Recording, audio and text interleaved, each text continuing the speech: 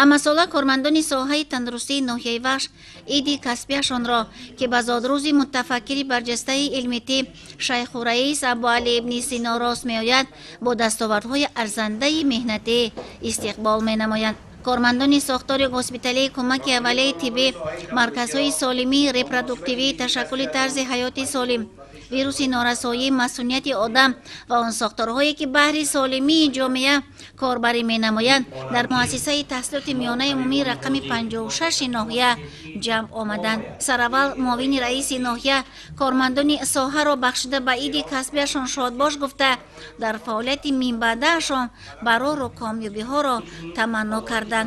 سالهای صاحب استقلالی مملکت چون دیگر مؤسسه های طبی شهر و ناحیه های ولایت در ساحه تندرستی ناحیه بخش دیگرگونی های کلی با وقوع پیوست که این زمینه مساعد میگذارد در بلند برداشتن سطح و صفت خدمت رسانی به اهالی.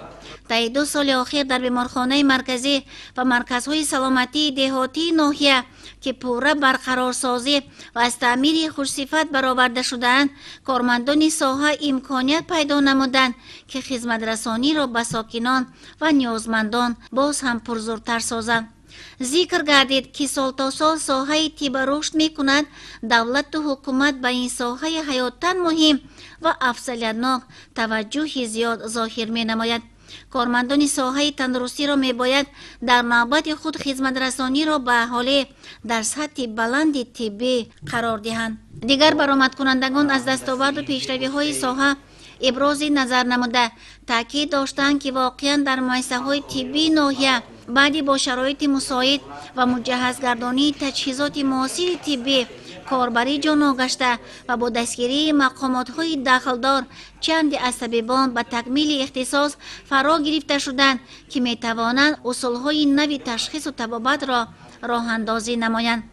غمخواری های پیوسته حکومت کشور به ساحه تندرستی مرحله به مرحله افزون گردیده برای بلند برداشتن معرفت طبی و سانیتری اهالی، پیشگیری از پنه‌شوی بیماری های سیرتی که در نتیجه کارهای درستی عامه‌فهمانه که سالهای آخر به قید گرفته نمی شود بشارت می دهد از فعالیت نظررس طبیبان. مسلم است که طبیبان در سالمگردانی و خدمت با صفت طبی رسانیدن به اهالی نقشی سازگار دارند و محض توجه دولت و حکومت خدمت‌های شایان ساحه تندرستی را قدردانی می نماید. متخصصان ساحه تمام کوشش و غیرت خود را با آن روانه می نمایند که جامعه سالم باشد، چون که از جامعه سالم می توان دولت سالم و سازنده بنیاد نمود.